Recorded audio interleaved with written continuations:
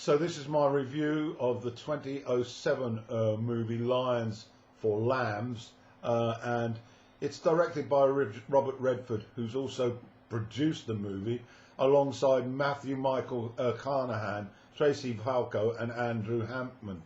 Now Carnahan is responsible for the screenplay. The music is by Mark Isham. He's involved in a lot of projects. He's the jazz musician, of course, and the cinematography, which is pretty good in Afghanistan shots, Philly Rusalot.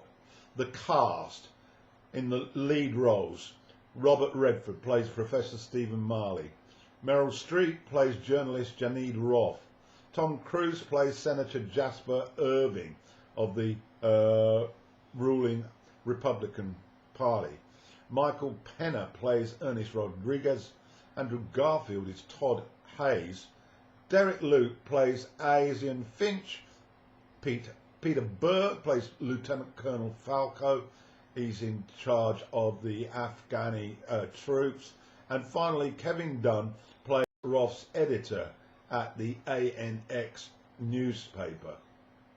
It was released in 2007 or 2007 if you prefer it that way, and it's a political drama about America's intrusion into Iraq. It's a candid and cynical screenplay that sets the record straight about the ongoing Iraqi conflict. For those liberals, it's a pat on the back to reinforce those strong-held anti-Bush feelings. For others, it may be less agreeable, but I feel one can connect on another level by focusing on the acting prowess of the four lead actors, who get into their roles with a gusto that resonates as you watch. I confess that this film was water off a duck's back for me, but I'll try to offer a review that limits my obvious bias with the writer and to an extent the director.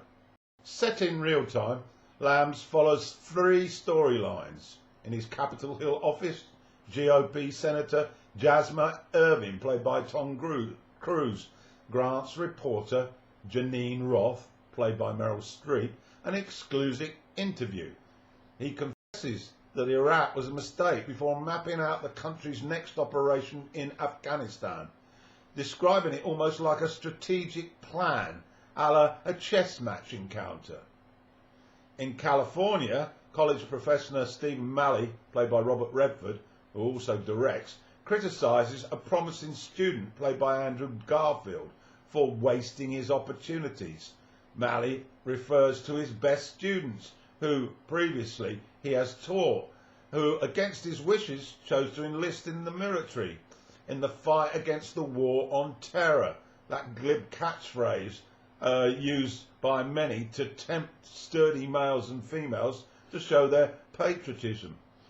Marley's scholars, Michael Penn and Derek Luke, are the lead soldiers in Irvine's Afghan front, and things aren't going as planned.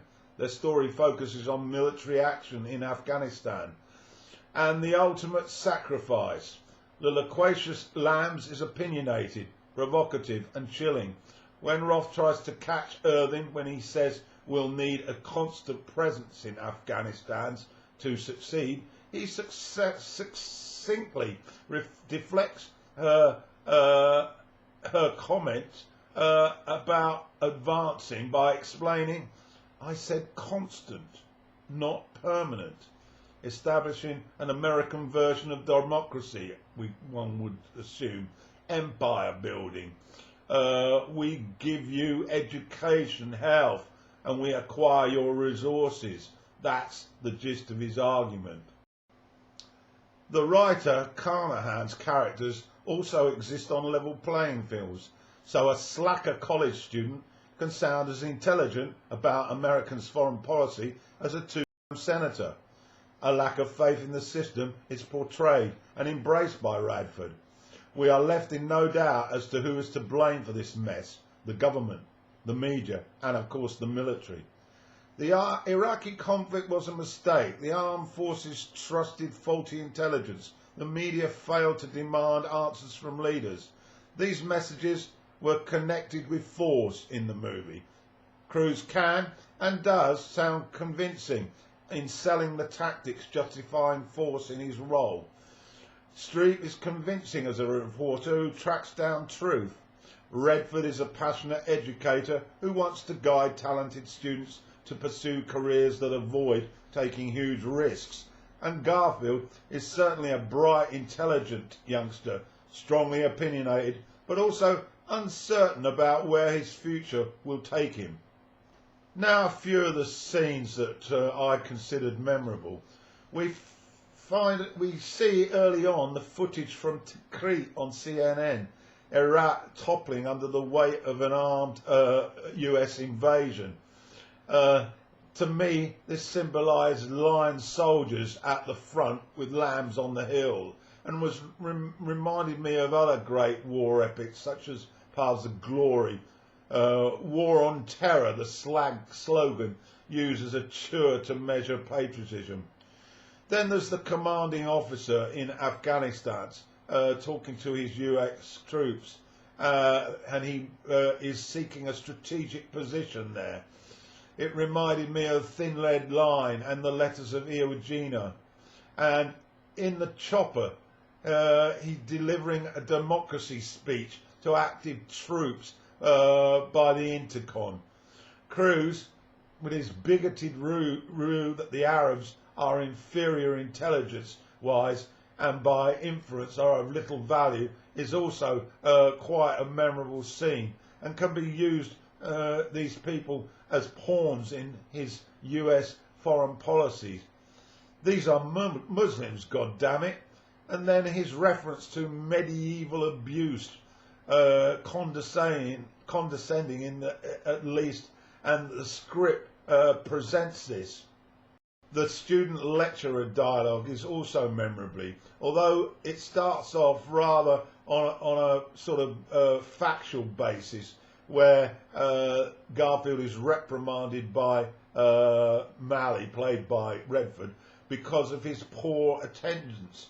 And the suggestion is that attendance is essential to pass.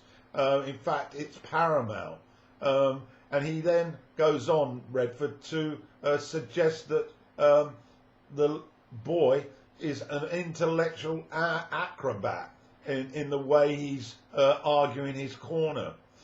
We then I noted in the interview room in Cruise's office, he draws attention to a frame he has with a photograph of him talking with the journalist played by Streep.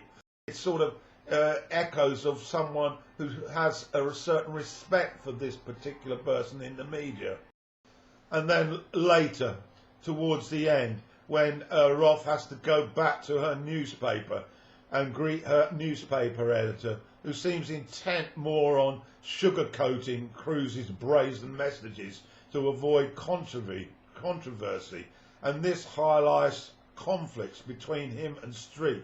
Her reaction to his view is she can't tolerate the story being watered down to hide the truth, and the boss then shifts away from the importance of the story to pressurise her on her need to consider her position with the newspaper, protecting her financial future, a threat of being let go if she doesn't toe the line. This very typical of how the media compromises its stories.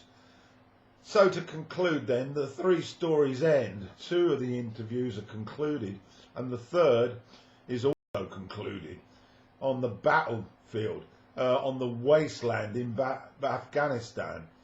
The closing frames are a visual heart-wrencher, as seen by Streep in a taxi.